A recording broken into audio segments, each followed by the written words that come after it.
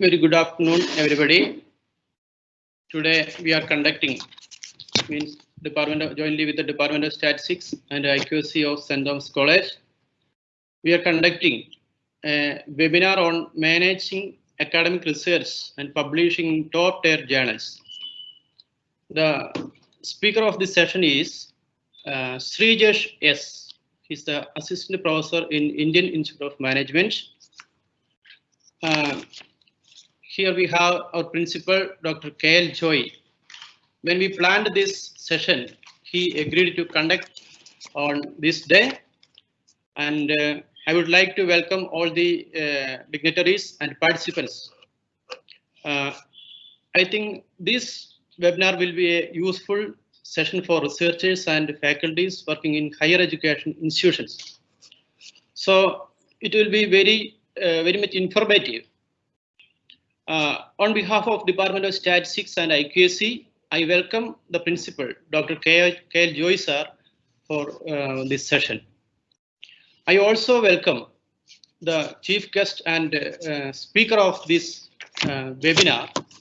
He's very famous in Indian Institute of Management for management research. I welcome Srijesh S.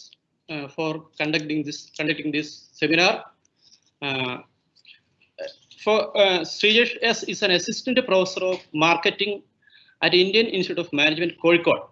His research is published in prominent outlets such as International Journal of Information Management, Journal of Advertising Research, Industrial Marketing Management, European Journal of Marketing, Computers in Human Behavior, Journal of Brand Management, Journal of Product and Brand Management, Journal of Service Theory and Practice, and many other journals. He serves as an editorial board member of International Journal of Consumer Studies, and he authored books and publications with Pearson and Springer International. So, on behalf of this Department of Statistics and IQAC, I welcome Dr. Srijesh for conducting the seminar. Also, the participants of the seminar includes the faculty members from our department, faculty members from our college, research college, and faculty and researchers from various institutions all over India. So I welcome all the participants and I wish a successful seminar. Thank you. Now I welcome Dr. K.L. Joy sir, principal of our college, to speak on this occasion. Hello everyone, good afternoon.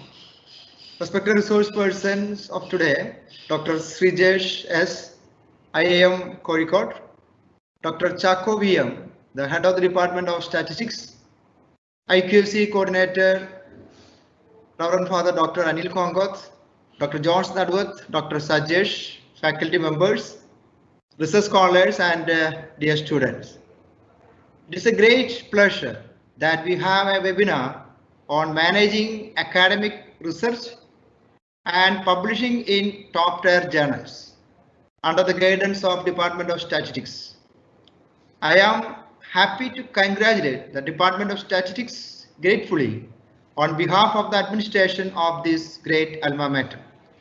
It is always welcome that newer trends are introduced to the scholars who pursue advanced study and research. We are sure that today's resource person, Dr. Srijesh S from Indian Institute of Management from Calicut, will enlighten us with the flame of knowledge he has received. And webinar like this is a golden chance for the proper interaction among the scholars and lovers of knowledge. Let me make use of this opportunity to appreciate the endeavor of Department of Statistics for having taken a firm step for the widening of the horizon of knowledge.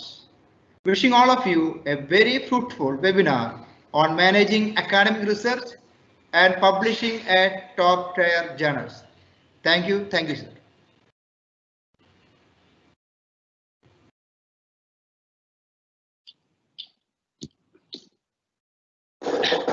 Before starting the webinar, I would like to give you some instructions. The participants may type your address and email ID in the question answer section. And if you have any question or any, if you want any clearance in your in this session, you can type this question in the question and answer section, and I will inform this to the Dr. Srijesh, and he will give the clearance. Okay, Dr. Srijesh sir, let us start the session. Good afternoon, everyone.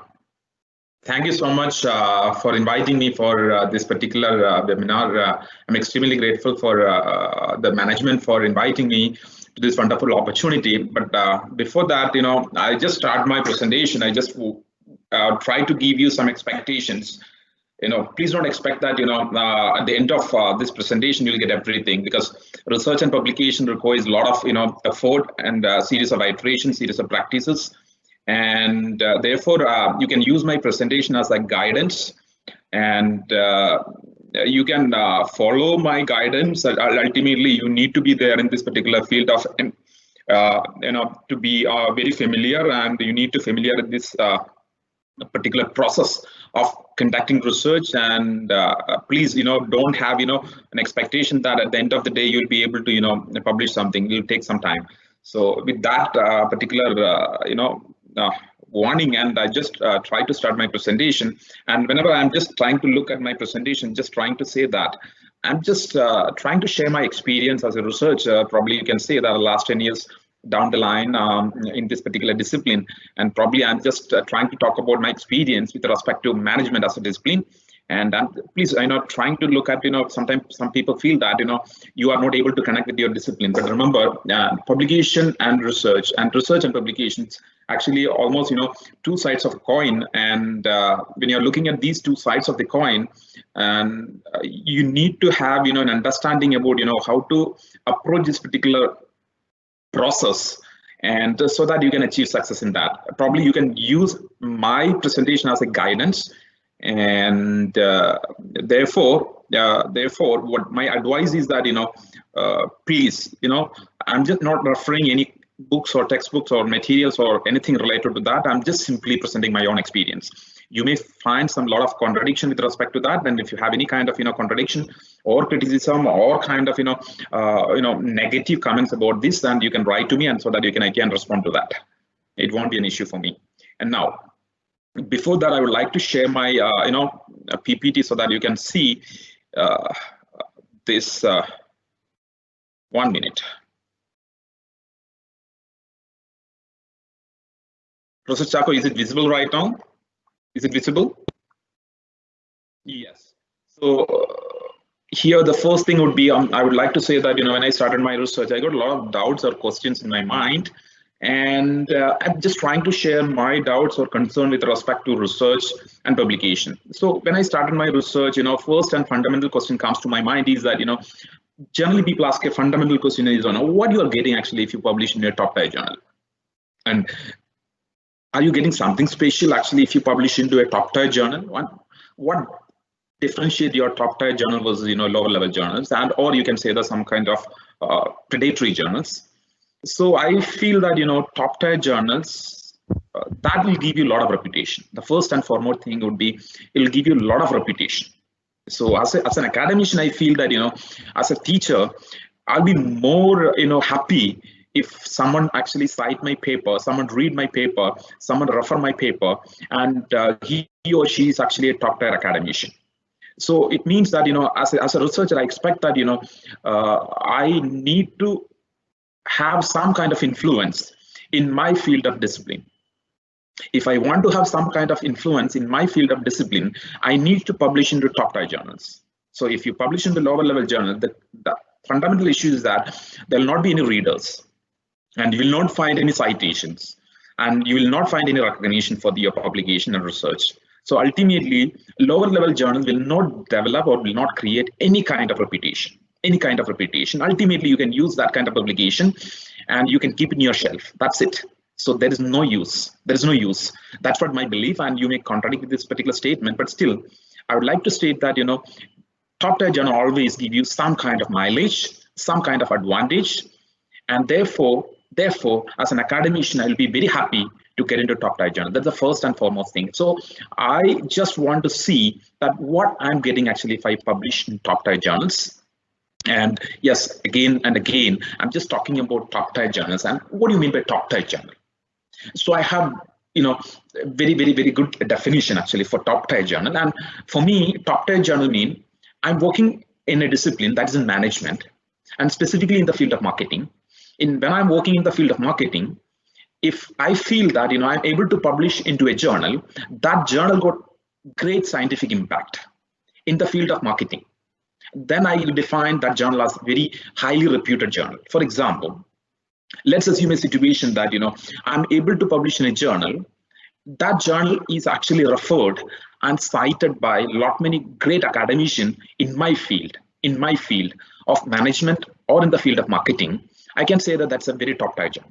It means that I expect that the readers of top tier journals are highly reputed academicians, and they have great scientific impact in their field of discipline or inquiry. It means that I'm trying to say that top tier journal got very great scientific impact. I'm just calling it a scientific impact. So mostly lower level journals, there is no scientific impact. Therefore, I don't want to publish in lower level journals because no scientific impact, no influence on that. And that's what my definition of top tier journal. And again, top tier is a very subjective, concept. And some people say that I'm able to publish in that journal, and that is also very top tier. I just call it as top tier. Remember, I just consider that if my paper is published in a journal which is actually cited, referred, and subscribed by top class universities in the world, then I call it as actually top tier. And most importantly, that is supported by a great publishing house. And most of the cases, you can see that this publication is actually a business. And there are n number of people, they start their own journals without any authenticity, and they will publish and perish. And if you look at all these journals, you can see that there is no proper backup, there is no university support, and at the same time, there is no authentic readers. And therefore, I won't consider these kind of journals as predatory journals. So I don't want to look into predatory journals. I always want to look into top tier journals because I know that it's actually referred, cited, and read by top tier academicians in the world. So that's what my definitions. Yes, once you decide that yes, top tier is actually very subjective terminology, and what you need to do to get into top tier journal? That's a fundamental question that everyone try to look into. And what you need to do and what you need to deliver. And if everyone is trying to get into top tier, and remember the fact that there are lakhs of journals in the world, and there are very less number of journals actually we know or we consider as very top tier. And because of the fact that they actually follows the quality criteria in the sense they always follow peer review process. What is the first and fundamental quality criteria is strict peer review process. There is no favoritism. They won't favor anyone. Rather, when you submit a paper, they will send it for review, and the review is done by blind reviewers, and they will review your work, and if they feel happy, then only they will accept your work. And therefore, I just consider that peer-reviewed top tier journals are best avenue to publish your research. And the fundamental question comes to your mind is that what do I need to deliver so that I can reach these kind of top tier journals? That's, everyone try to look at this particular question. And after that, I got very fundamental question that, the n number of top tier, or you so call it as lower level or predatory journals. And for me, what would be the ideal criteria? What kind of criteria or what criteria should I select before selecting the journal? Why this particular question is important? If you look at your discipline, and you can see n number of journals, minimum 2,000 to 3,000 journals in a particular discipline. As a researcher, I can't submit my paper to anywhere. Always I want to publish my paper into very good academic publications. And many times we don't know what would be the ideal criteria I can choose so that I can get into very good academic publishing houses. That is also a very fundamental question. And next and foremost question is that, how do I write a paper meeting the standards? Because top tier, very good journals got their own quality standards. So we need to satisfy the quality standards, then only we can get into these journals. And fundamental question comes to your mind is that, how do I write a paper so that I can satisfy the so-called reviewers, so that I can get into top tier journals. And in addition to that, very important stage of publication, we call it as peer review process. And how do you satisfy, and what are the strategies you can follow to satisfy your peer reviewers, and what you need to deliver to satisfy your peer reviewers? That is also a very fundamental question. And in addition to that, many times people say that, once you actually publish your paper, that is the end of the story. But I don't believe that that's the end of the story. That's the beginning of the story, because always important that as a researcher, after publication, I need to get citations, because I need to force my reader to read my paper and cite my work. It means that I need to make sure that my paper carrying scientific influence. Therefore, it's very important to disseminate or communicate the knowledge of my expected outcome. So I need to communicate my publication. So what strategies I need to follow to communicate my outcome, and fundamentally, and is it sufficient that, once you complete your publication and you are actually looking at your citation, and always you are actually staying in your same kind of journal you are publishing again and again, and finally you are trying to say that, yes, I am a great researcher, I'm just able to publish in some of the good journals. But I believe that, don't be happy actually. So rather, you try to look into journal which is actually on top tier again and again. Try to look at, or we can say that, diversify your portfolio. Try to look at different set of journals which are actually on the very popular and reputed journals in this particular discipline. And it means that you need to evaluate yourself, and you need to progress your ladder, and you need to always try to look into different set of journals. So here, today's presentation, I just try to share all these questions, and so that probably you can easily connect with your own experience and expertise. And sometimes, some people feel that, there is no relevance with respect to some of the question, then you can skip that question. But ultimately, these are the fundamental question comes to everyone's mind when you are actually confronting with your own research and publication, right? And the first and fundamental question that you need to ask is that, what you will get actually if you are trying to publish into a top tier journal. So my first, and what makes you actually to publish into top tier journal? And my answer is that, a top tier journal sometimes, create a researcher, and also it actually mold a teacher. It means that as a teacher come researcher, or researcher come teacher, I believe that my research always complements my teaching. So I'm able to do very good research, and I'm able to connect my research concepts inside the class. So it means that my research complements my teaching. That's what my fundamental philosophy. So whatever I do in my research, I can easily connect that concept inside my class so that my students will appreciate.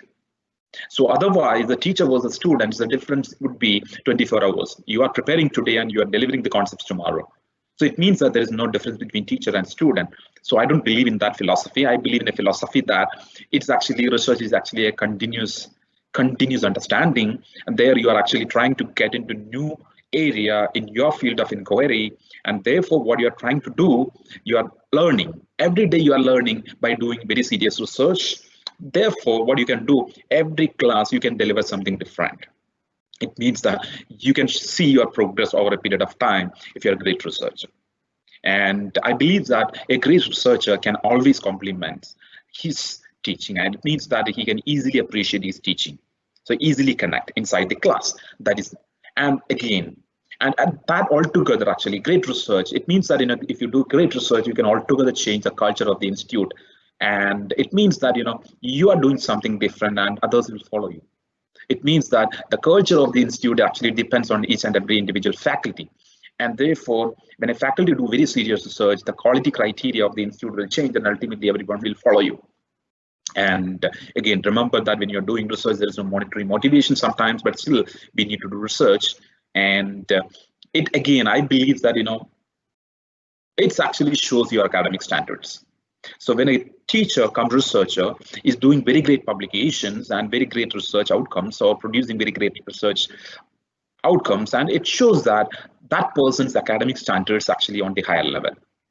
So it means that a person or teacher or a professor would be assessed purely based on academic standards, or academic standards reflects in his type of publications. And what level of journal he is able to publish, that shows his academic standards. And in addition to that, that shows a faculty's exposure. And many times teaching and the level of teaching and the rigor of teaching and the feedback which we receive from teaching, that is not actually a sole criteria to assess a faculty.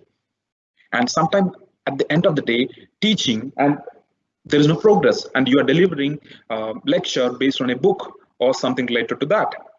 And sometimes, if you look at a faculty, if you want to assess a faculty based on his own exposure, and we can easily look at what kind of publication he got in his profile. And looking at that kind of publication or top kind of publication, we can easily say that his publication records are extremely good. Therefore, his exposure is extremely good. And again, remember, it's actually your own personal interest, and nobody will come and motivate you to say that, they will say that, they won't, nobody will say that, you please do research so that, our institution will develop. Nobody will come and say. Rather, it's our own interest, and you need to motivate yourself. And in addition to that, if you have a great career objectives in your mind, that, as an academician, you want to progress in your ladder, and you want to say that I want to be in a top tier institution in the world, after some point in time, you need to look at very seriously into your research records. And if you're not able to look at your research records, precisely with the top tier journals, definitely you can't even look at your careers into a great level. It means that, if you want to focus into a different level of your career and academics, definitely you need to get into top tier journals. And ultimately, I believe that, these are the reasons which motivate any teacher to look at very serious research. And that's what I once again repeat: teaching and research philosophy, research culture, motivation level, academic standards, exposure, interest, and career objective. All these are reasons which motivate any faculty to do very serious research.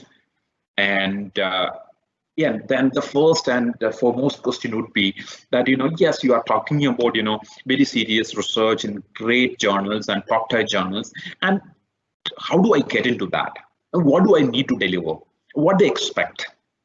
I would say that, they expect unique research outcomes. They always expect, in the sense, journal editors and journal reviewers. Any top tier journal, top tier journal always have something unique to say. So they always publish something unique. They won't publish some redundant work. They always want to publish very top tier academic work, very intellectual contribution. They don't want to publish whatever you write and actually, omit. All right, and therefore you need to look at something different. Always top tier journal look at something different. I believe that that difference is nothing but in terms of the idea. If your paper is actually based on a very unique idea, very unique concept, it definitely should have high scientific impact. All the journal editors always want to have that uniqueness, because all the journals are actually competing, because every time they are competing each other to get into top tier. Therefore, every time they are actually trying to accept very unique idea. So it means that you need to provide very unique idea. That is actually the core concept, core aspect in getting into top tier journals. That's what my belief. Right? If you write anything and just submit it, they won't accept it. Rather, if you write very unique idea in a unique fashion, following journal standards, definitely they will try to accept your paper. They'll try to accept your paper. It means that the editor should feel that if the paper would be published, if the paper is publishing or is going to publish in this journal, and it actually create scientific impact. So it means that if your paper is actually having very novel insight, definitely they will accept your paper, right? And therefore, you need to look at your readers. So all the editors, they want to satisfy the readers. So let's assume that X is a journal, and X is actually having high reputation in this publication industry. So remember, they may have great readers. Their readers would be expert academics. And they are working in actually top tier universities in the world. They are the readers. Therefore, they always try to provide something unique. Therefore, they need to provide those information which are very relevant to your readers. So as an editor, their objective is to provide or to satisfy the readers. Therefore, you need to make sure that you are providing very important information through your paper. And novel insight and the information quality is actually extremely good and actually provides proper direction. For example, I'll tell you, let's assume that I'm reading a paper from a great journal. If after reading the paper, if I feel that, the paper is really great, if I think that, yes, I can do a research based on this paper, that shows that that paper is actually having that much influence. It means that that paper actually having high scientific impact. So therefore, all the editors trying to look at the direction aspect. If the paper is not carrying any kind of direction, at the end of the day, they will not accept your paper. And remember, the most important, it should be interesting.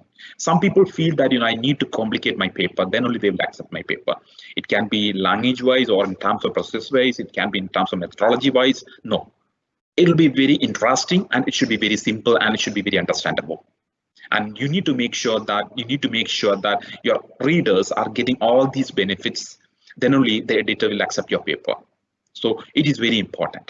And again, you understood actually what the readers want, and you need to look at what the authors want. Remember, as an author, we expect a lot of things.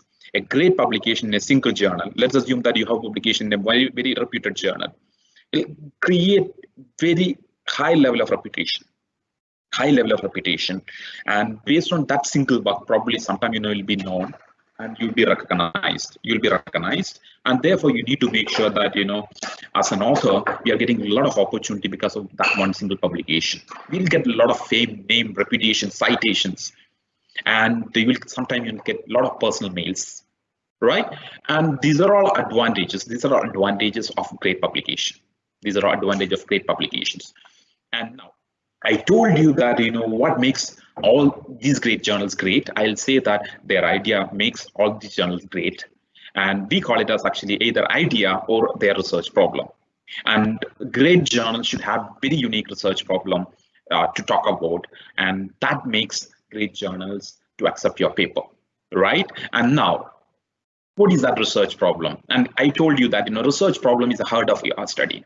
And therefore, you need to make sure that you are trying to get a very unique research problem. And if you are trying to talk about very redundant research problem, remember the editor is not going to accept your paper. And therefore, make sure that you are having a very definite research problem, and that research problem is actually having backup. And many times, when trying to identify a research problem, most of the people, they will try to identify their problem from their mind. There is a danger in it, because when you are trying to get something from your mind and you don't know actually what kind of research is already been undertaken. Therefore, my advice is that you need to develop your research problem from very thorough reading. You need to make sure that your research problem is not studied. Nobody evaluated your research problem. Nobody done that problem, and the problem is very unique. At the same time, you have proper evidence to say that your research problem is unique.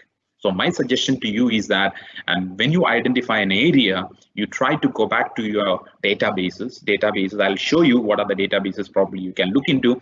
And it can be you are working in mathematics or statistics or management or commerce or economics. In your discipline, there can be a number of journals. You need to identify what are the probable set of journals you need to read from your area. You need to identify your area and what are the journals you can read. And my advice is that once you get a broad idea, try to get into these journals which are in your area and download related papers and read and understand. Then, based on the reading, you develop your research problem. Please don't develop your research problem from your mind or from your suggestion received from your friend or guide or related parties. It is always better to create or develop your research problem based on existing reading. So please make sure that you have a very thorough and detailed reading, and based on that you are developing your research problem. And it means that your research problem is nothing but a great storyline. And the storyline you can develop from your own experience. I'm not actually negating the fact that you can't develop, and you can develop your storyline from your own experience as a teacher or researcher or a PhD student, and you can develop your research problem. But make sure that you have a proper reading and the scholarly arena, and sometimes you may actually attend some of the conferences, and during that time you'll get to know some of the ideas or areas, and you can work on that. And sometimes you'll have real life interaction with some people, some industry experts, or some other related parties, and based on that you can develop your research problem, and the problem can be derived. And when you develop this research problem and make sure that you are actually making or narrow down actually your topic into subtopics or very specific topics, and don't try to do a over ambitious project. And many times some people come up with a very great research problem, but the research problem is very broad. Don't look into that. My suggestion is that try to be very specific into your research problem. Be very specific, and read into the particular area, and make sure that your problem, whichever you developed from your own experience or interaction or conference, whatever maybe, you're actually the source of your research problem, and you need to validate your research problem. That's my first and most important suggestion. And validation of research problem is very important, and validation can be done after proper reading, and you need to read, then only you can. And you need to make sure that you need to make sure that your research problem, when I get some research problem into mind, what I'll do, the first and foremost question I'll ask is that whether somebody done a research in this area or not. If somebody done a research in this area, means your research problem in related to that area, and there's no point in doing it again. And even if you try to do it again, make sure that you can differentiate it. You can differentiate it. For example, you are trying to say that how coronavirus influence common man's living or their well-being. Let's assume how coronavirus influence common man's well-being. So now that let's assume that that's a very unique research problem. That is from your own experience, because recently coronavirus is actually spread everywhere. And now because of that, because of your experience, you actually got into that problem. And now, so let's assume that that's actually a very, that's a kind of broad idea, and don't stick to that particular idea, because that's not your pure research problem. Now, what my suggestion is that you go back to the area, whichever area. It can be in sociology, it can be in psychology, it can be in management, it can be statistics, or any area. Go back to your respective area, try to get in the area, try to understand actually, how the pandemic actually influences well-being of people. Any theoretical understanding is there in this field, or any existing understanding is already there in the specific area of inquiry, in the specific research question or not. If it is there, there's no point in doing it again. And my suggestion to you is that, if the question as such is there in the literature already published in top-tier journal or good journal, and it's better not to do that. Try to look at, even if you are doing it, and desperately if you want to do it, and please think actually, how you can make sure that, you can make sure that, whatever you do actually, it will be very unique and nobody done it. At the same time, it got some practical or theoretical contribution. So ultimately, your idea is a great idea. It got unique contribution. And make sure that the idea whichever you are actually carrying very unique contribution to either theory or practice or both. So ultimately, when I'm getting my research question, I'll try to look at into this way. I'll make sure that the idea or the research problem which I get actually should or carry some kind of contribution to the field of my discipline, that is academic contribution, or in the practical front, whether it's actually having very unique contribution or not. If it is not there, I'll convince myself first. Actually, if I'm not able to convince myself, I'll not do it again. I'll drop it. So make sure that your idea is actually unique. Then definitely you'll get a space in top-tier journal. And condition is that you need to write and present it in a proper way as per journal standards. That's what my suggestion. And remember, a research question is a question which is not sometime permanent actually. So when you get a question or research idea, sometime after some point in time, you may feel that the question is not relevant, and you may modify the idea. And your idea, the final idea, would be developed after a series of iterations. And make sure that you are developing an idea based on after series of iterations, because that shows that you put your thought process into it. Otherwise, don't be happy with your idea at the first stage itself. And if you put your idea again and again into your thought process, sometime you'll see that your idea is getting purified. And do continuous modification and restructuring. And at the end of the day, when you present the idea, you should feel that yes, it's actually a thought-provoking idea. it's like an infectious virus. And after reading your idea, somebody, at least, some people feel that, they can do a research based on your idea. It means that you can carry a scientific impact. And ultimately, my suggestion to you all is that, your idea should be thoughtfully formulated. And don't even think that, my objective is to publish a paper. Don't. Publishing a paper is secondary. Your objective is to, prepare or look at the idea and do a very serious research, and then you are trying to get into a journal. And that will create, that will, if you have that kind of curiosity in your mind, generating idea, purifying idea, modifying the idea, and making or confirming that the idea is unique and all. So that habit you need to develop. So it's not like, in a day one. For example, some people feel that, it is possible within actually 1 month, 2 months, or 3 months, or something like that. Remember, my experience says that, research is actually getting shaped every day. So today, if I do something, I'll be happy.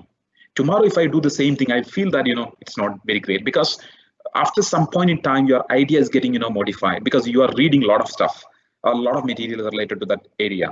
And based on that, your idea is getting, purified. And ultimately, I'm just giving you one single recommendation, that you need to develop your idea based on series of iteration and discussions, modification, and ultimately you need to make sure that it can have some kind of impact on my field of inquiry. And if you convince yourself, then you can start your idea and you can start your research. That's what. And it should be supported by literature. It's not like, you can prepare a research based on your own intuition and your own dreams. No, it's not possible. And should have significant impact on your field and should be very timely. Remember, it's very important that, your research should be very timely and should be novel and specific and clear, and it should be researchable. And why it's researchable? Sometimes people come up with their own research problem, and at the end of the day, they feel that it's not actionable. And if it is not actionable, it's a great problem. It's not actionable. What's the purpose of doing it, actually? So you can't even do it, right? So you need to make sure it's researchable or actionable. So that's what, you need to assess at the end of the day. When you get a story, when you get an idea or research problem, you need to assess whether your research problem or idea or storyline carrying all these characteristics. If you are having all these characteristics, remember, definitely it's going to be a great idea. It's going to have great impact on your field of inquiry. That's what my feeling. And generally, when I get a great idea, what I'll do, I'll try to read into that area, whatever may be area. For example, I told you that coronavirus versus well-being of people, and it's an example. It's a fictitious example. And what I'll do, I'll try to look at this idea, or I'll look at what kind of studies has been conducted or published in this particular area or related area.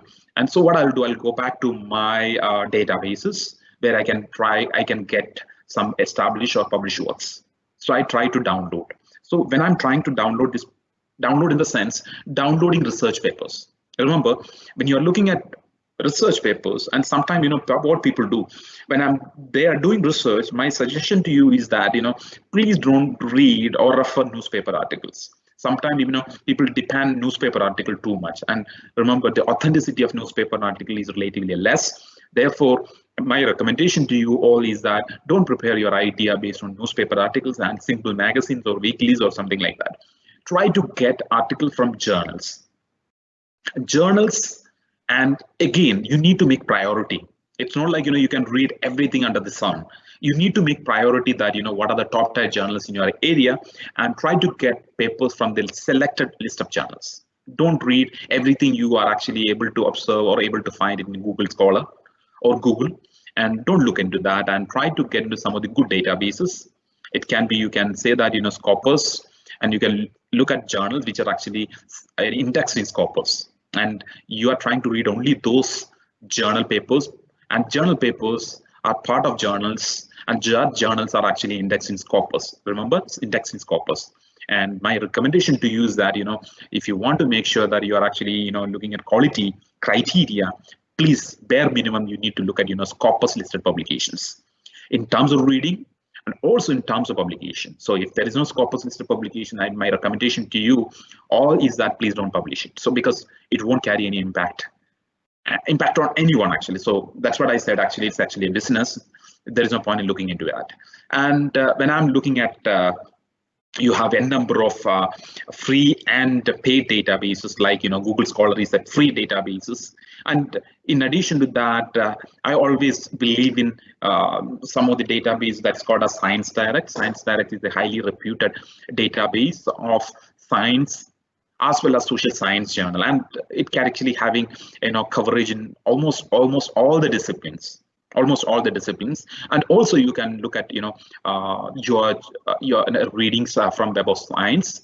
Web of Science also have very reputed indexing and abstracting services provided by Thomson Reuters, and you can download and read papers from Web of Science. And my recommendation to you is that if you're always trying to target very top tier journals, and you need to read papers from very top tier journals, and also it shows that your idea should be developed out of top tier journals. And if you're targeting top tier journal, you need to develop your idea based on top tier journals. So that's what my recommendation. And please look at Science Direct and Web of Science as databases to look at your journal papers. So I'll have actually around 2 to 3 minutes break right now, and you can ask questions right now so that I can get to know where you are right now, and I can clarify. So otherwise, at the end of the day, if I ask question, it'll be very tough to, right? Yes, please. If you have any question, you can raise right now.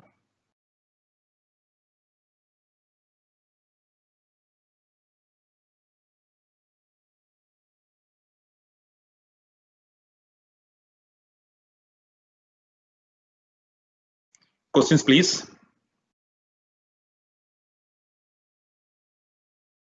Questions, please.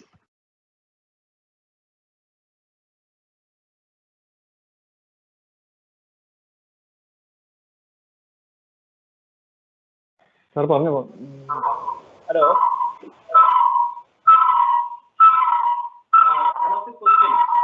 Questions. So if any questions, you can raise right now. How can I view it during the submission process of a paper manuscript? Viewer. It's a Sorry.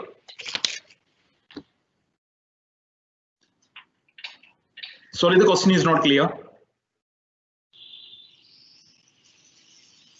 Hello? The question is not clear.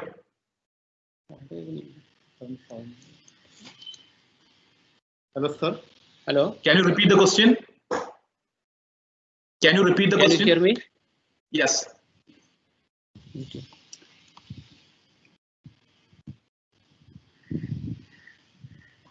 Hello? Yes. Can you hear me? Yes. Yes. Yeah. One of the question is, how can I select reviewers during the submission of a manuscript? Yes. So that's a nice question, but again, I have an answer to it after some time, but still I'll try to answer right now. My suggestion to you all is that, you go to some of the databases, like let's assume that Science Direct. And when you go to Science Direct or Scopus, let's assume that you're working in the area of statistics or management.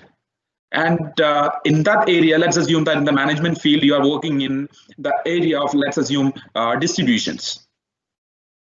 And now definitely you will get to know who are the popular authors in this particular area. If you go to Scopus, definitely you can track their affiliation, their email ID, and their area of expertise. So what you can do, you can collect there, if you want to have very serious constructive comments from great authors, you can go back to these databases. From there you can track their information, and you can provide their information as a reviewer information. It's not like please, sometimes what people do, they will provide their colleague's name, friend's name as a reviewer. And most of the journal, top tier journal, they have a system. When you submit a reviewer information, they will track the reviewer details. Because now it is very easy to track the reviewer details, because when you type the name in Google, you'll get to know who is the person and where he's working and what is his area of expertise. Therefore, my suggestion to you is that when you are actually working in the area, try to identify some prominent academician in that area who are actually prominently publishing papers in the area, and so that you can provide their names as reviewer names.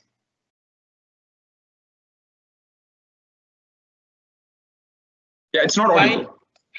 Yes. Another question is, where can I find the template of impact statements and impact statements? Impact statement or impact factor? The question was, where can I find the template of impact statements and style files? Impact? Statements. It may be something related impact factor. Okay. So now it is this way, and there is actually a very popular impact factor. We call it as previously we call it as Thomson Reuters impact factor. Thomson Reuters impact factor. Now that impact factor we call it as Clarivate Analytics impact factor. Is it audible right now? Is it audible? Is it audible? Yes. So now I'm just trying to say that I always believe in a very reputed impact factor. That impact factor I call it as Clarivate Analytics impact factor. Clarivate Analytics impact factor, and which is published by Thomson Reuters. And that impact factor can be visible, or you can see that impact factor in journal webpage. For example, I'll show you one journal information, and so that you can understand from where you can get impact factor.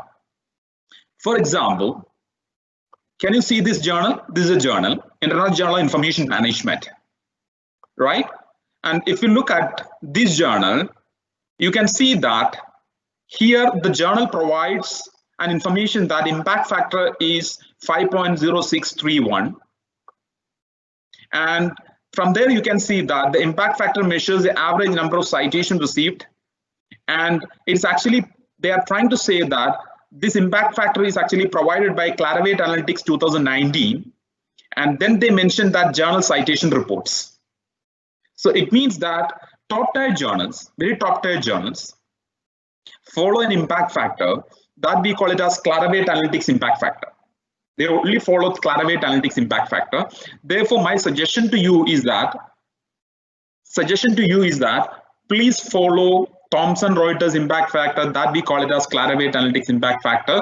If there is a Clarivate Analytics impact factor, you can see that particular information in journal web page. You can see that particular information in journal web page, or you can also subscribe journal citation report. You can also subscribe journal citation report. Journal citation report is a report published by Thomson Reuters every year, which shows the scientific impact of listed journals. Listed in the sense, if the journal is listed as part of, because there is actually a listing we call it as social science indexing, SCI indexing. SCI indexing is given by or provided by Thomson Reuters, or that is for science journal, social science journal, we call it as SSCI. SCI and SSCI, SCI and SSCI shows that journal is part of Thomson Reuters, and please believe only Thomson Reuters impact factor, we call it as Clarivate Analytics impact factor. You can see that impact factor from journal web page, if it is there, right? If it is not there, the journal will not reveal that. And almost all the top tier journals will provide, if it is there, they will provide in their web page. Otherwise, you can ask for JCR report, that is journal citation reports. Right, next question, please. Okay, sir, you can continue now. Yes. Yeah. Question can be answered at the last. You can continue, sir. Yes, I'll do. Yeah.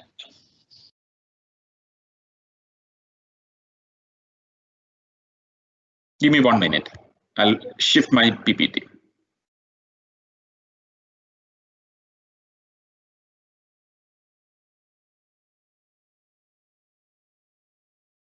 My PPTs are visible right now? Yeah, really. Yes. Generally, you may ask another question that, I would like to publish in the top tier journal. There are n number of journals, and what would be, can you guide me some criteria so that I can select the best journal out of it? Can you put in full screen mode? Yes. It's okay? Okay, sir, okay. Right. So now, here I'm trying to say that, what would be the ideal criteria if you want to publish into a top tier journal, and what are the criteria you can probably choose? And the first and most important criteria, and I've just not mentioned in this case, my suggestion to you all is that look at the publisher of the journal. Look at the publisher. And if the publisher is a great publisher, and what are the great publishers? Elsevier is a very top publisher, Elsevier. And next popular publisher is Wiley, Springer, Taylor and Francis. And these are the popular publishers, Sage and all. And if these are all popular publishing house, if a journal is actually not listed or not part of any great publishing house, you need to be very skeptical. And if journal is actually published by some agencies, sometimes, some agencies will publish, they will say that it's actually published by some international agency of this and this. And you need to make sure that the agency is very authentic in nature. Right? And my fundamental criteria is that when I'm looking at a journal, I will look at whether the journal is actually part of any great publishing household. That is like Elsevier, Wiley, Taylor and Francis, Springer, and this kind of way, and Sage and all. And if it's not part of any great publishing house, what I'll do, I'll go back to the journal webpage. I'll see whether it's part of any great agencies. For example, in my area, there is a great agency. It's called as Advertising Research Agency, and they have a great journal. And why it's great actually, because they are part of Web of Science. They are part of Web of Science, and they got actually an impact factor. It means they are part of SSCI. Therefore, I trust that journal. I believe that journal is good. Again, one more important thing, when I'm working in my area, I need to know that what are my popular journals in my area. So I have some dream journals. So I have dream journals in the sense, I know that, what are the journals I need to focus on publishing my works. So it means that I won't target any journals under the sun. I will always have, some list of journals in my area. I will not publish any other journal outside the scope, because that is my dream journal. Because I know that these journals are very popular in my area, and in this journal, very top tier academicians publishes their paper. Therefore, if I publish a paper in that area, I'll get very great name and fame. So therefore, my suggestion or recommendation to you all is that when you're working in an area, it can be statistics, it can be management, it can be sociology, psychology, any area. Try to identify very popular 50 journals, very popular 50 journals, and read the paper from the journal, and also try to publish in the journals. And in that journal, there are journals with lower level, with higher level. And my suggestion is that you start from lower level in that list, and then you progress your ladder and you just try to publish it.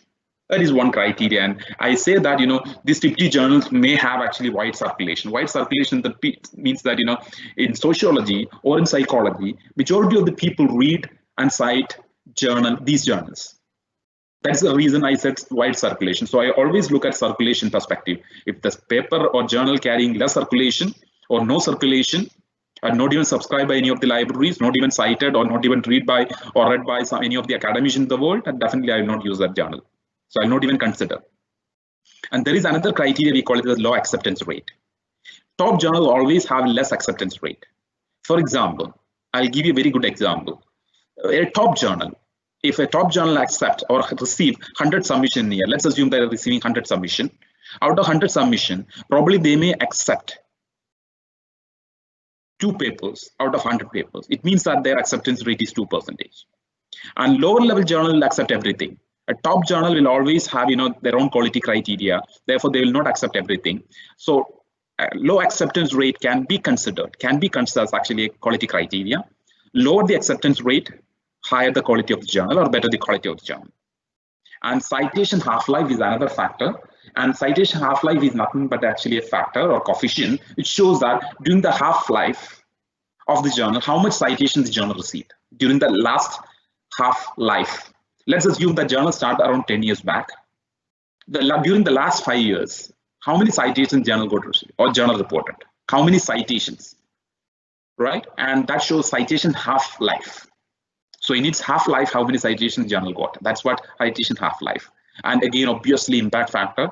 And impact factor is very important aspect because many of the top-class universities in the world, they will look at impact factor as a criteria, and they will instruct their faculty that should be having impact factor.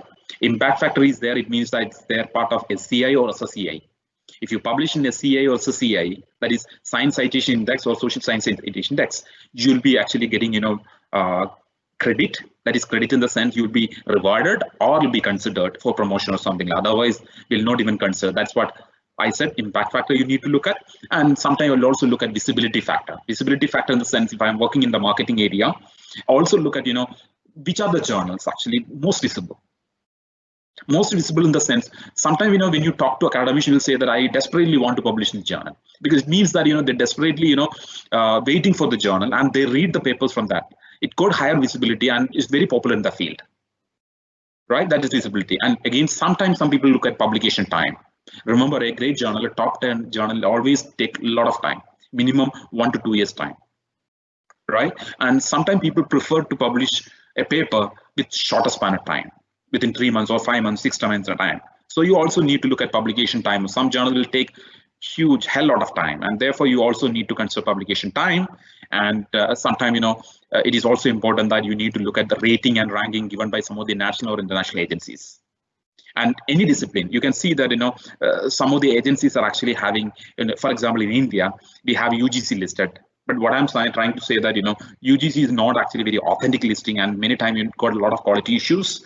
And you also look at some of the international ranking or rating, so that it'll be more trustworthy in nature, because UGC many times shift their ranking and rating, therefore it's not trustworthy. And in addition to that, it's also very important that while trying to publish your paper, you need to look at what kind of papers the journal accept and what is your idea. It means theme of the journal versus idea, and your idea and the theme of the journal matches or not. So I can't look at my paper into statistics journals. So I need to look at my papers into management or marketing related journals. So therefore, I always need to look at your theme and idea match, because my readers are actually into the field of marketing or in the field of management. Therefore, I always want to influence my community. So I always cherish to publish in my own area. So that's what I said, theme idea match. That is also very important. And most of the journals, they will not accept the paper if the paper is not matching their theme. Right? And idea audience. Sometimes it is also important that you got an idea and you got some set of audience. And sometimes in our field, we can see that some journals are there only for practitioners, only for managers or accountants or some other party or psychologists or something like that. If my paper is mostly a theoretical paper and there is no practical relevance, definitely they will not accept your paper. Therefore, you also need to look at whether the idea of your paper is actually matching with the audience of the journal. If they got a different set of audience, and if the paper is not having an idea which is not matching with the audience requirements, then definitely there's no point in publishing that. And my very important suggestion is that any journal, if you want to publish, the first and foremost, I'll just give me 30 seconds so that I'll show you and what you need to look at. And if you are trying to publish into a good journal, my suggestion to you is that you look at author guidelines. So if you look at this journal, there is an option called as guide for authors. In any journal, any top journal, they have a separate option. The option is that guide for authors. Guide for authors, if you click, you will give almost all the instruction with respect to what they expect, what kind of journal paper they'll accept, and what are the style guidelines, what you need to deliver and how you need to deliver. So everything would be mentioned in that case. It means that you need to follow that guideline very meticulously. And if you violate, most of the journals are very strict in terms of guidelines. And if you violate that, they will not accept. Even in terms of they are very strict. Some of the journals are very strict in terms of word limit. If you deviate the word limit, sometimes the paper, the journal demand 10,000 words, and you have prepared a paper 12,000 words. and because of 12,000 words, they will reject your paper. So they are very sensitive. Therefore, my suggestion to you all is that when you try to work for a paper, and make sure that you are reading the journal guidelines. And most of the cases, when I'm doing a paper, what I'll do, I will look at the journal in my mind. So I will not write my paper first without looking at the journal. So I have a targeted journal in my mind because I got some dream journals in my area. So I am writing my paper for the journal. So if they reject or not, that's a different story. But still, I always try to write for a journal. Therefore, the first and most important, when I'm getting an idea during the process of purification of the idea, what I'll do, I try to look at the journal, and I look at what kind of papers they will accept, whether my idea, whatever idea I got right now, whether it's actually matching with the journal standards or requirements or not. And what generally I'll do, I'll read journal guidelines in detail. In addition to that, I'll do a very smart thing. Smart thing is that I'll download some of the very recent papers from the journal. It's not having any relevance with respect to my area, but still I'll try to download some of the very recent papers. I'll read the papers, I'll understand their style, and I try to imitate the style. It's not completely as such, but I try to imitate the style so that I believe that it can be some journals have their own style of writing. And you need to read some of the papers from the same set of journals. And in addition to that, one more important thing. When you are preparing a paper and trying to submit to a journal, let's assume journal is X. When you're trying to submit to journal X, it is very important that you need to have some kind of citation from the same journal. If let's assume that you are trying to submit to a journal X, there is no citation from the journal, it shows that your paper is not having any relevance with respect to journal. And most of the editors will look at this aspect. What is that aspect? It is nothing but how many papers. What are the papers which you cited from the same journal? It shows that your paper is having high relevance with respect to journal. Let's assume that you have around 30 citations in your journal, 30 references. Citations, sometimes people get confusion. 30 references. Out of 30 references, 5 references actually belongs to the X journal. It shows that your idea is having high relevance with respect to the journal. That's actually very good avenue for publication. So it means that you need to look at journal requirements very specifically and very meticulously. It will save your time and editor's time. So, and remember, and you are not writing the paper for you, rather you are writing from paper for your readers. And therefore, when you're writing the first sentence, starting from sentence 1, you need to understand that you got these kind of readers. And you need to provide everything in a logical sequence because they are going to read your paper. And when you are trying to look at that, you can't even write a single sentence if it's actually having no relevance, right? If there is no relevance with respect to a sentence, then it's better to remove that sentence from your paper. It means that everything you need to look at the logic and you need to build up the argument actually. So you need to make sure that you're writing the paper for the journal and in which content matters. Everything you write is actually meaningful, right? And most of the people got a tendency that they believe that they think something, they will deliver something. It's paper writing is, or research paper publication is just like learning swimming. You need to write and write and write, then only you can understand how to become a great writer.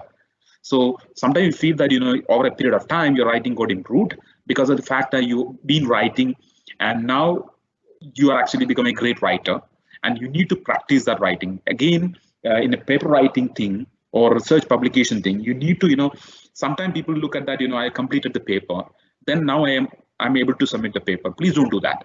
When you complete the paper, read the paper again and again and again. Make sure that every sentence you wrote actually in the paper is relevant, carrying some significance. And also make sure that you're trying to communicate some message and you are able to communicate that message in a proper way or not, right? And again, my suggestion to you all is that different journals accept different types of papers. And some journals will accept very short articles, we call it as letters. Some journals accept full-length articles, that is full-length research papers, right? And some journals accept only review papers. Some journals will accept everything. So you need to make sure that what kind of paper you prepare. Is it actually a letter? Some journals accept letters. I said that marketing letters, they accept very short papers. So maximum around 5 to 6 pages. And if you have actually a paper which is around 30-40 pages, definitely if you submit to this journal, they will not accept the paper. And they need to look at what kind of papers they'll accept and whether my paper is actually having higher relevance with respect to the journal requirements. And you evaluate your work yourself, and or you ask your supervisor or your colleague to read the paper and give their own comments and all. And based on that, you can modify the paper. You can I do a lot of iteration with respect to rewrite. And finally you can prepare the paper. Don't even look at the paper that within a day or within a week you'll be able to write the paper. A great paper can be developed after a series of editing and iterations, and also decide the type of audience. So when I'm writing a paper, I will look at the journal which I'm actually targeting, in that what kind of readers they got, actually what kind of audience they got. So if it is purely a practitioner-oriented paper or journal, I'll write accordingly. So I'll make sure that my readers are actually expert readers. They are actually working in industry, and therefore I need to satisfy them. I need to write accordingly. If it is not matching, it's better to select another journal, right? And it means that you are providing your work for an audience, and you need to motivate the readers so that they'll read the work, so that that decide the destiny of your paper. And my suggestion is that if you are targeting or writing a paper, the first thing you decide the journal. Please don't do reverse. Complete the paper, and identifying journal is actually a very dangerous proposition. And because different journals got different style, different requirements. And therefore, target the journal. It can be your dream journal. It can be a journal which you read actually, or paper which you read from the same set of journal. Identify the journal and look at the requirements of the journal, guidelines of the journal, and write a paper according to journal requirement. And everything you follow according to journal requirement, you get it or not, that's a different story, but still you need to write for the journal. And again, one more important thing is that look at the style guideline, and different journal got different style of presentation. And my suggestion is that when you're writing, when you're targeting a journal, try to download some of the papers, some of the recent published papers from the journal, and look at the style in the sense how they presented the idea, and how they presented the title, what kind of title they presented. Is a short title, long title, and what kind of abstract they presented. Actually, is a structured abstract, or it's actually a simple summary of 200 words or 150 words or something like that. So all the instruction you will get from author guidelines, that's a different story, and how they presented the keywords, and how they presented the main text. And because in management, there will be some differences. That's the reason I'm not explaining detail. And look at your journal and download some of the papers from the journal and read and understand the style and how they presented things in this paper. And my suggestion is that read some of the papers from the same journal, and so that you will understand and meticulously follow their requirement. And then in terms of writing, I feel that language is actually very important. Language is very important because many times when you write a paper, people feel that language is not important, or some people feel that language is important, but you need to make sure that language is very tougher to understand, very difficult to understand. It's not the case. Top journals always require very simple language and should be very clear and precise. Should be very clear and precise. So you need to give importance to language. Language is always important. And if you are actually a beginner in this field, and make sure that you are learning, and you write some sentences, actually afterward you look at the sentence, read and read and read and read again and again, and modify it. And if you look at some of the complaints from actually an editor says this. And now you'll understand actually what is the relevance of language actually. So he's trying to say this way. He's trying to say that this paper fell well below the threshold. I refuse to spend time trying to understand what the author is trying to say. Besides, I really want to send a message that they can't submit a garbage to us and expect us to fix it. It shows that you write something and submitting to some authors or reviewers, you believe that your idea is great. If there is something is there, reviewers will change it. No, it's not going to happen. And many times the language issue will create negative impression about your paper. Negative impression. Sometimes some of the editors and reviewers got a rule of thumb. The rule of thumb is that they will look at abstract. They will look at the abstract. They will see how many grammatical or typographical issues are there in your abstract. So if they have some rule of thumb, because remember, these editors and reviewers, they are very busy in their work, and therefore it's very difficult to read every sentence by sentence and finally taking a decision. So what they do, they will not read everything in detail, rather they will take a decision based on some heuristics. right? And in this case, we found that this particular editor or the reviewer is using a rule of thumb that not more than 6 grammatical errors in the abstract. If it is more than 6 grammatical errors, by default you'll reject the paper. That's what the practice. Obviously, we need to accept that fact, right? Now, so again, make it very simple, clear, concise, and brief. And make sure that presenting and sentences which are very consistent. Some people write the first sentence, and if you read the second sentence, then there is no connection between first and second sentences. Make sure that there is a consistency across writing, and you can present the logic, and the readers, when they read the paper, they can easily understand the logic. And there is an accurate grammar presentation, and there is no spelling, not even a single spelling and typing. And it means that, remember, paper writing is a very serious game because of one single mistake in the abstract or in the title or in the introduction, sometimes you'll get a rejection because your paper is extremely good, since you made actually an omission or some kind of grammatical errors. Because of that, you got a rejection. So make sure that you're considering everything in detail, and therefore when the reviewer look at the paper, they should create an impression about the paper. When they have a great impression about the paper, at least they will give a chance to revise and resubmit the paper. Sometimes they won't be completely happy, but still they will give a chance. So my suggestion is that please avoid language issues and try to write very short sentences, and don't make sure that it's very simple language, more professional. And you need to practice professionalism. Actually, many people write their actually paper, but they are not very professional. They will write actually their paper in a way that the way they write email or something like that, right? So make sure that very professional. And same time, paper writing is actually very unique way of writing. It's not like newspaper writing. Newspaper article writing is altogether different story, or novel writing is completely different. And altogether, you can consider paper writing, journal paper writing is completely different. So make sure that how do you learn it actually? So you can learn paper writing only from reading. Only from reading, in the sense reading from the same journal or related journal, the journal papers. If you read journal paper, definitely becoming great author. And if you look at this example, a very bad example actually, it's a very lengthy sentence. If you read the sentence, you can see actually what's the mistake in the sentence. And some people make sure that you're writing very lengthy sentence and it's very complex in nature. Therefore, the editor and reviewer create a great impression about your paper. No, it's not going to create actually great impression about your paper. It's going to create a very bad impression about your paper. Please read that sentence.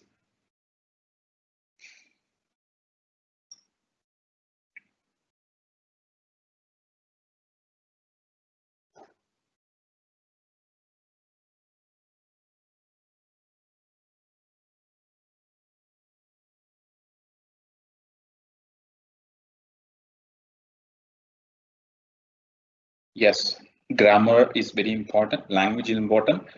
Give importance to language, and because it'll create an impression.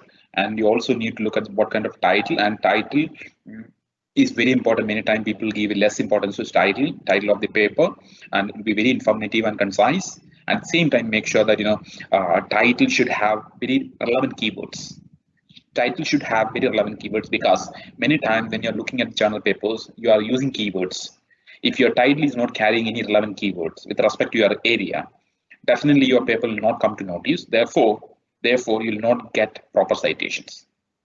You understood the point? The point is that whenever you are preparing title, you need to prepare the title after a series of iteration, deliberations and all, because you need to make sure that your title contains very relevant keywords with respect to the area, so that who's are actually looking at the paper or related area, definitely they will get to know your paper because of the relevant keywords. And avoid very technical jargons, and avoid very trivial phrases in the this title. And again, abstract, and most of the journal, they got actually different style of abstract presentation. And what people do, sometimes people look at abstract is nothing but conclusion about it. It's not conclusion actually. Abstract is nothing but the summary about your paper. And different journals got different style of abstract. And if the journal demand 150 words abstract, some journals will demand 150 word short summary.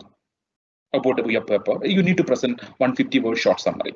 Some journals we want structured abstract. It's like, you know, objective of the study is a heading, and methodology is a second heading, findings is a third heading, and some journals actually look at, you know,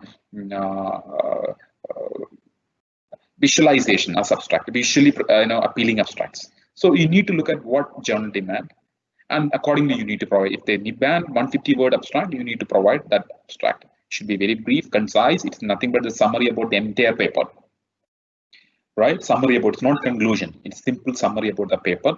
That 150 word will talk about what your paper is trying to contribute, what your paper is trying to look at, right? And keywords are very important. Many times people consider keyword as very irrelevant thing. Keyword is important in terms of search engine, and sometimes, you know, you will provide very wrong keywords, not relevant keywords or irrelevant keywords. Because of that, probably, you know, the keywords actually also direct your paper to reviewer. Some of the editors, they will look at the paper based on what kind of keywords you are giving. Keyword shows that in which area you are working. That's the first thing. Second is that if you have a relevant keyword, you will get your presence in indexing and citation databases.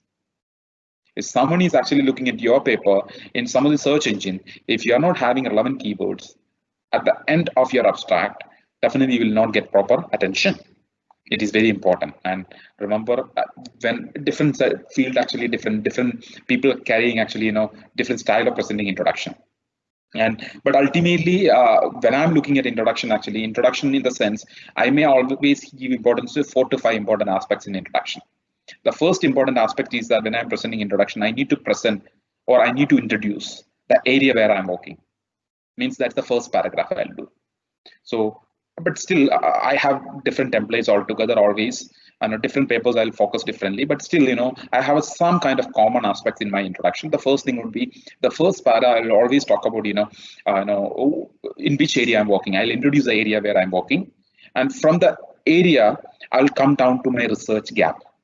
The research gap is the space where I'm working.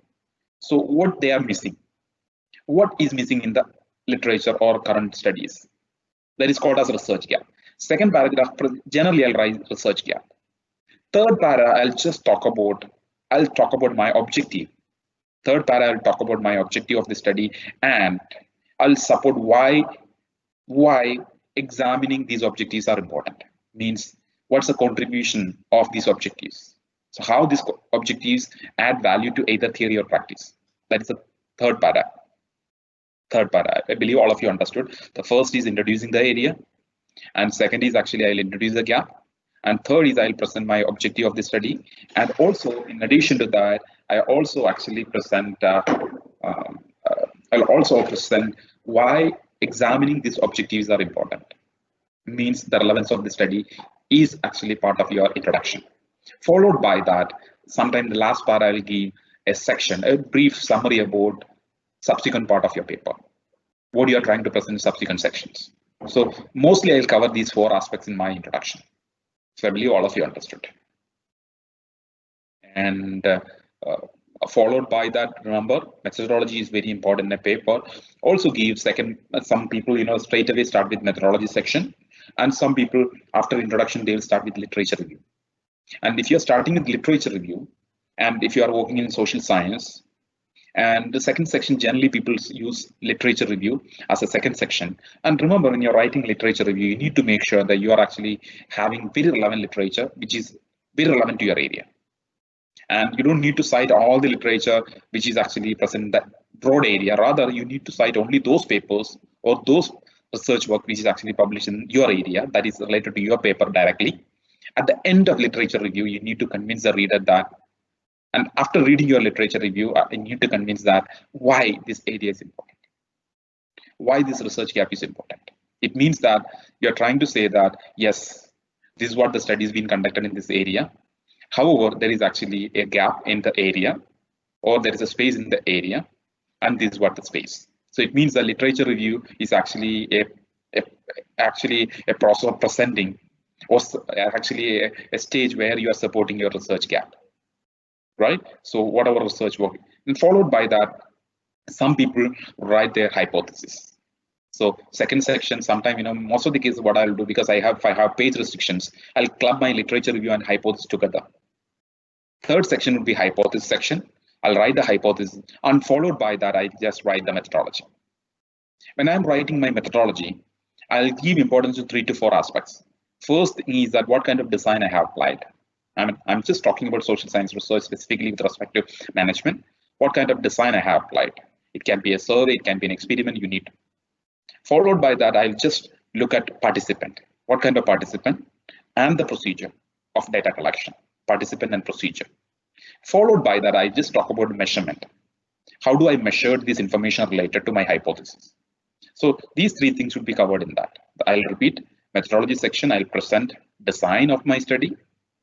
That is, what kind of research design you have applied. Followed by that, I just applied participants and procedure. And followed by that, I just mentioned the measurement, right?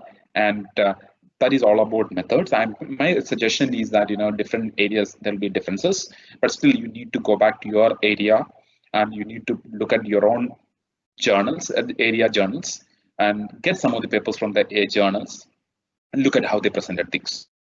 And followed by that, I just present my data analysis results. And data analysis result, I'll present those results which are very relevant to test my hypothesis. That is presented in the second section.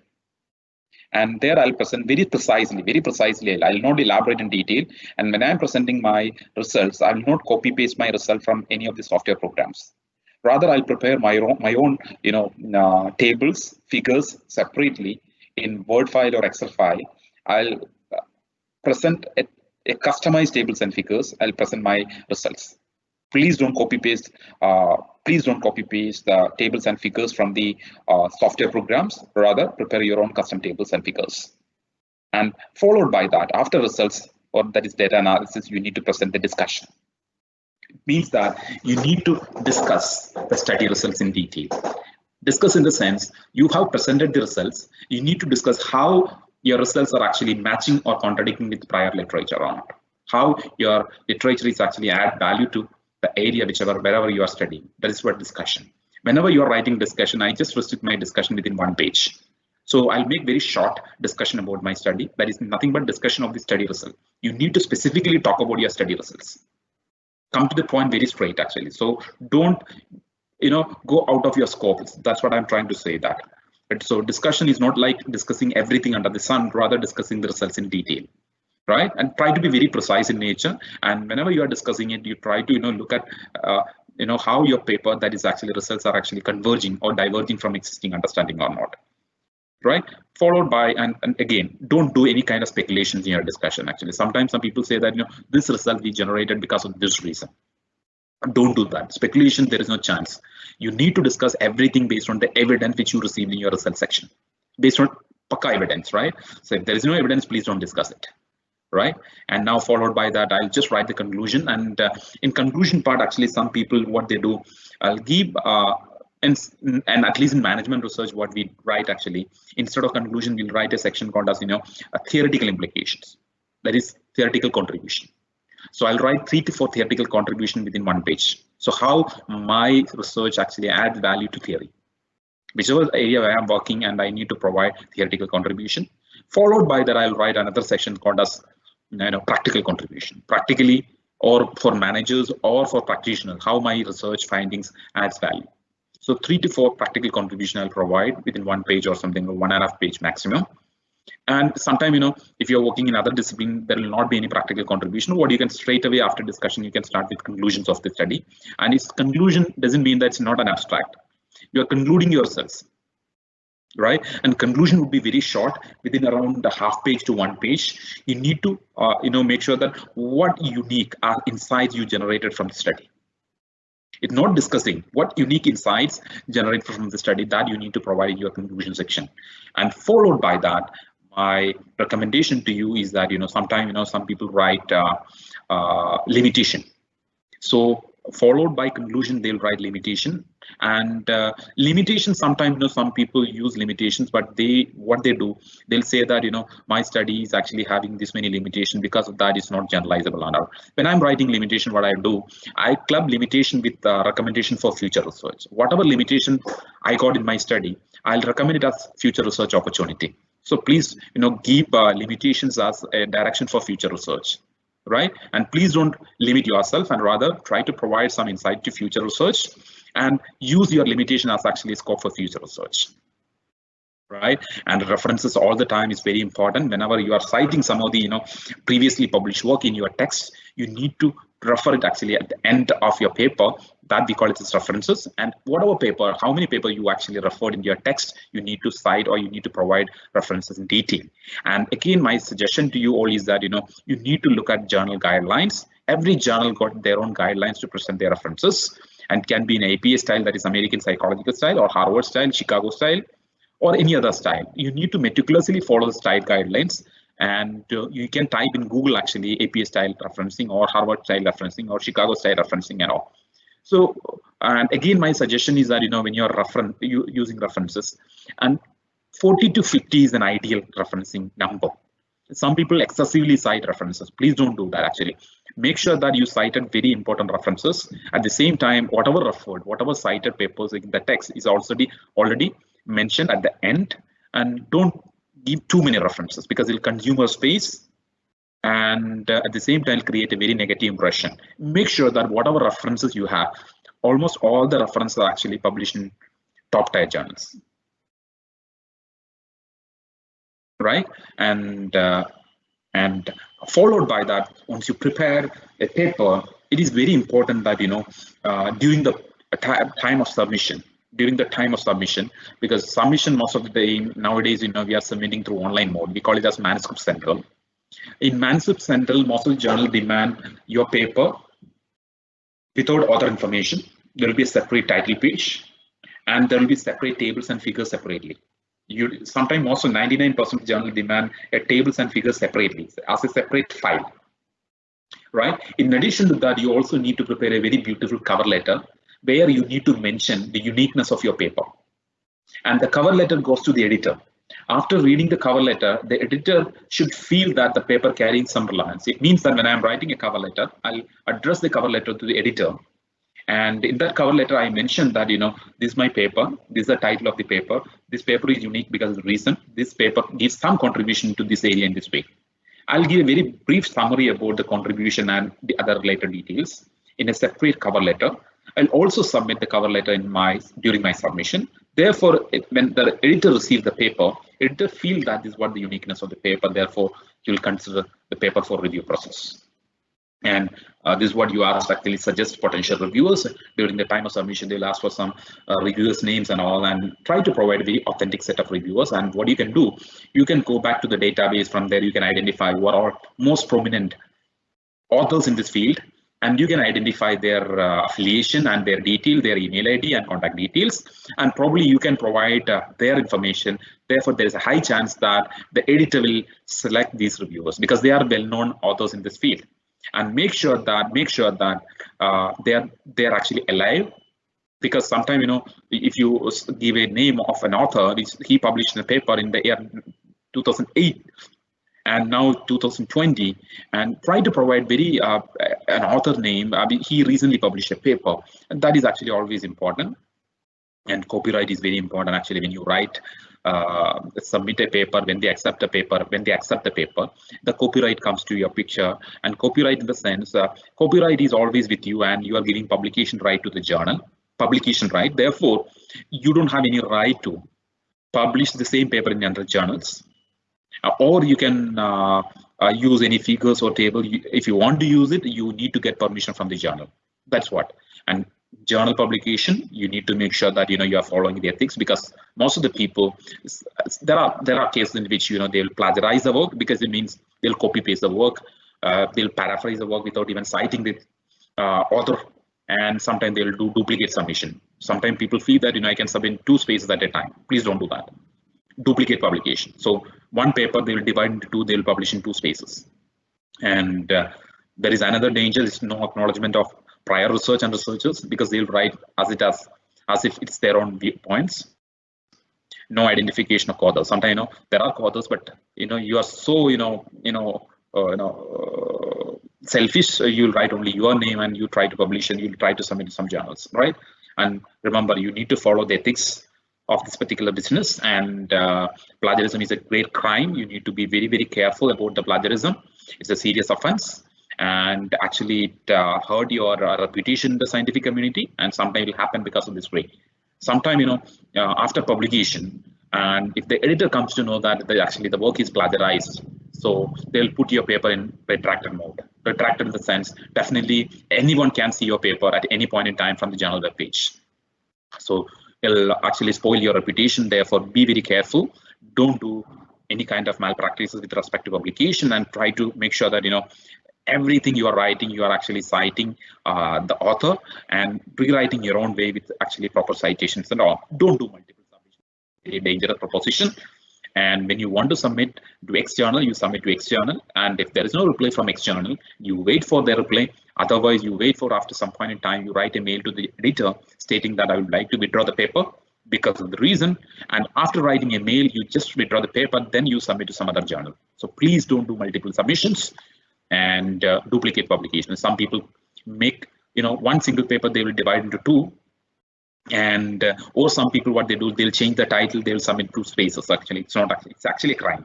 Please don't do that actually. So when you're doing it, you need to make sure that there are readers, and if you publish something today, there will be some kind of readers. They will come back to you tomorrow. They'll say that your work is actually exact copy, and remember, you are actually getting reputation because of your paper, and therefore everything you write actually following ethical standards of this particular business. And review process. A review is actually a very critical stage where each and every stage you need to satisfy the reviewers.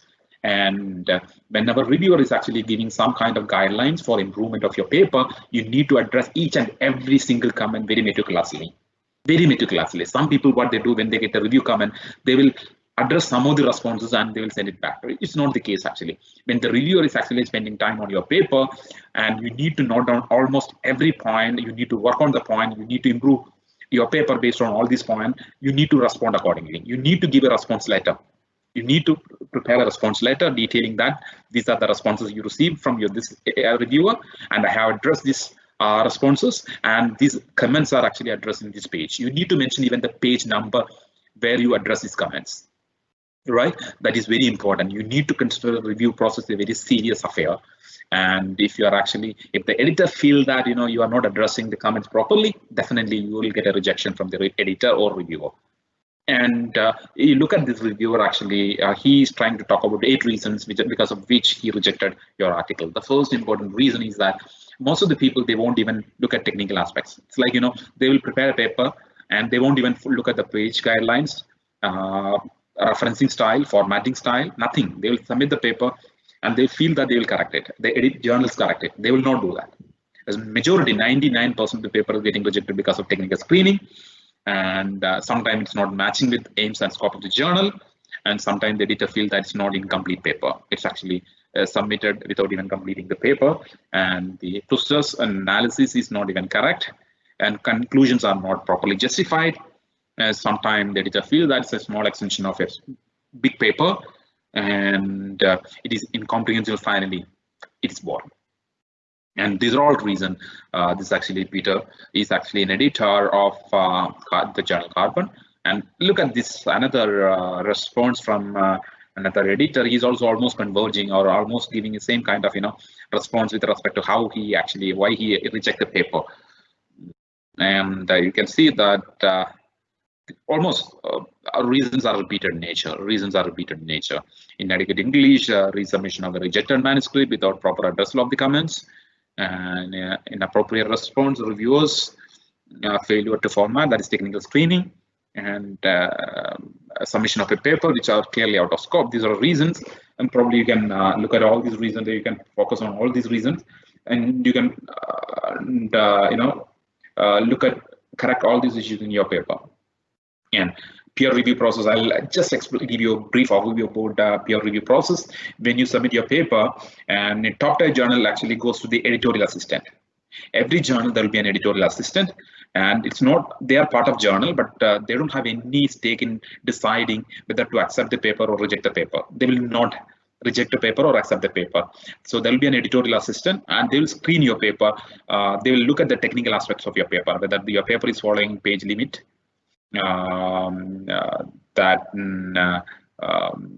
board limit, and the style guidelines, referencing, formatting, editing, everything they will look at, technical aspects of it. The style guidelines. So if they are happy, they will send to editorial office. It means that the editor receive your paper after screened by, or after you are satisfying the editorial assistant. When your editor is getting a paper, most of the cases, sometimes editor himself look at the paper if he is highly expertise in that area. If editor is not highly expert in this area, sometimes the editor will forward to sub-editors. Sub-editors who are expertise in their own area and your area, whichever area you mentioned. Sometimes editor will directly send it for reviewer. Sometimes editor will forward to a sub-editor, and sub-editor will forward to reviewer. And most of the cases, the top journals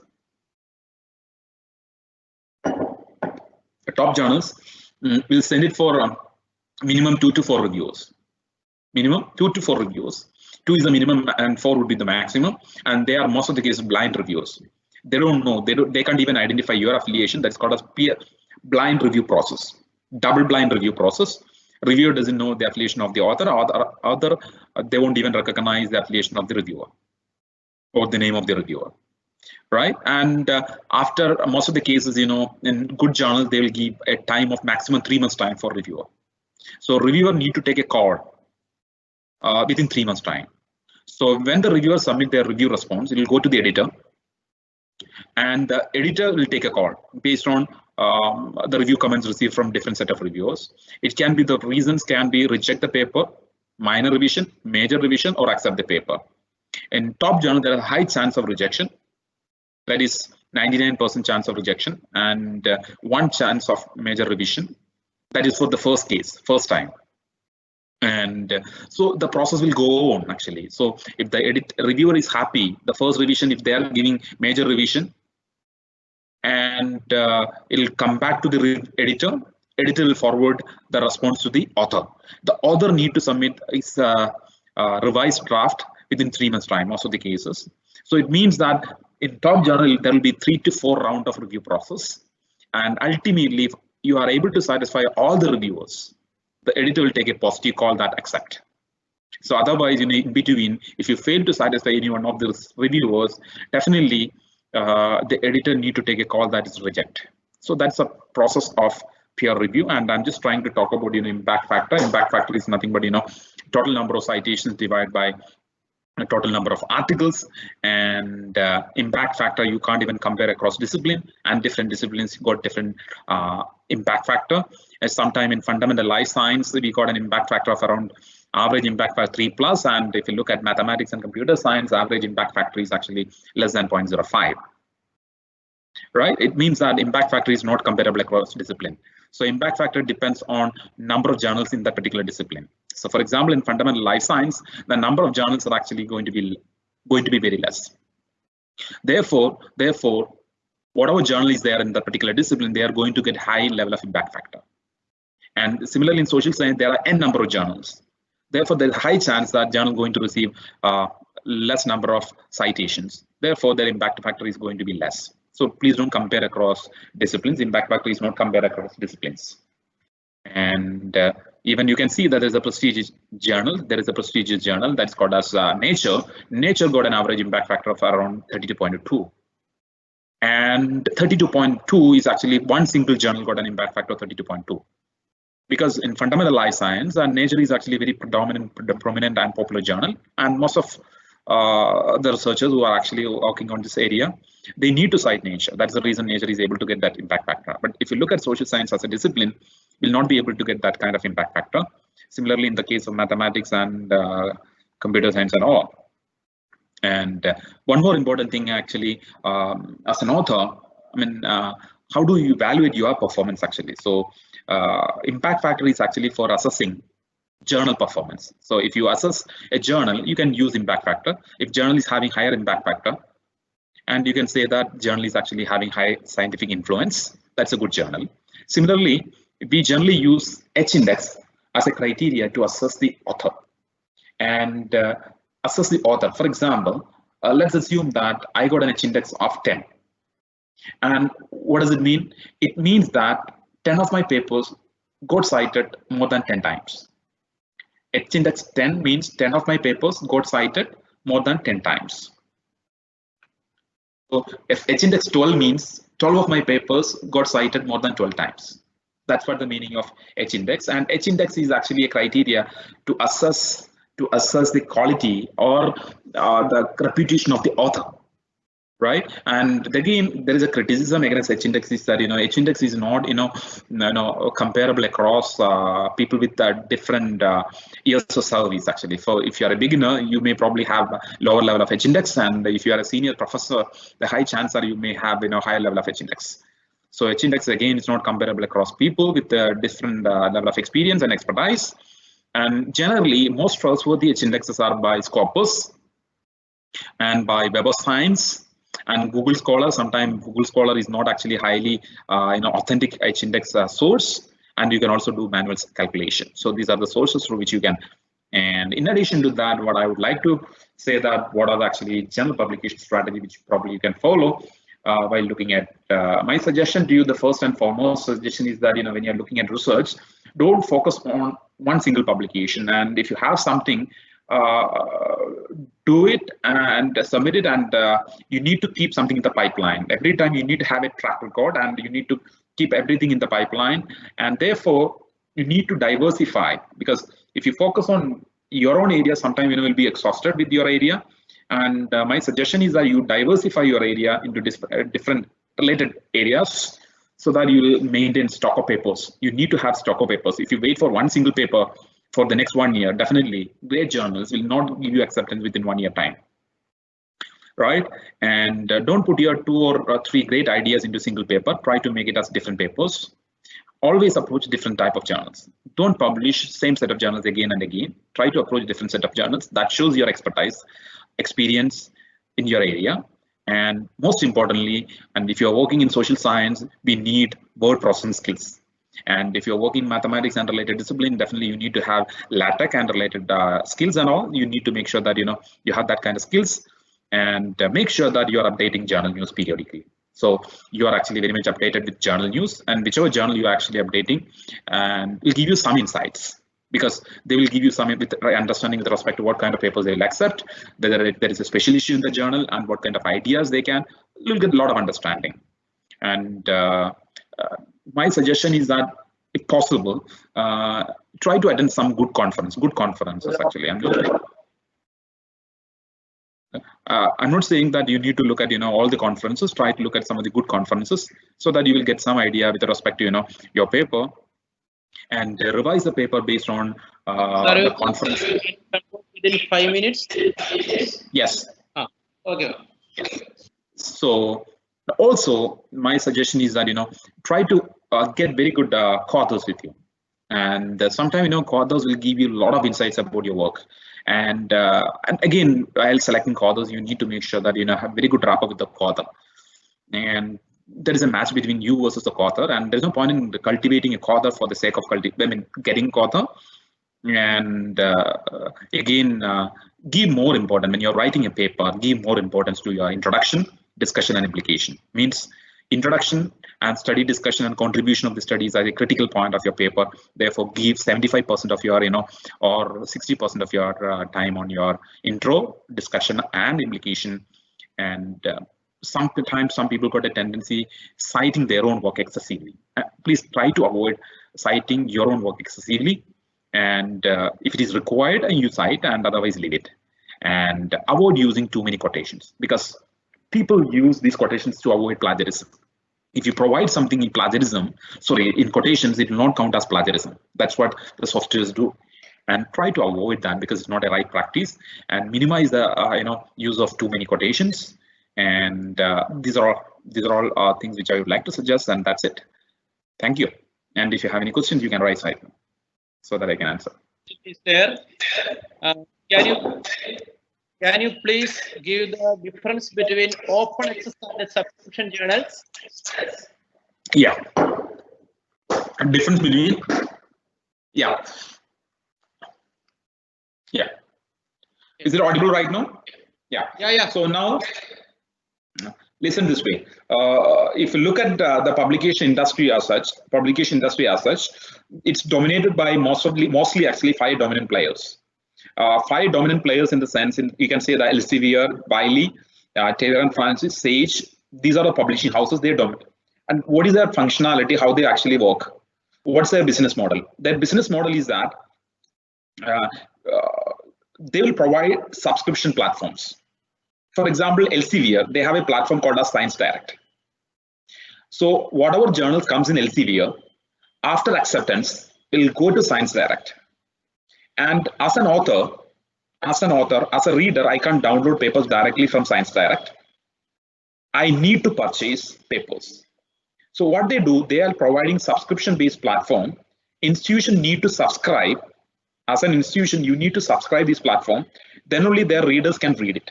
Otherwise, they can't read it. That's what the system, right? And that is what their business model. That's the way they are actually working because they are making huge profit out of it. Now, when it comes down to open access, let's assume a journal. Let's assume I'll show a journal. Look at this journal. 1 minute.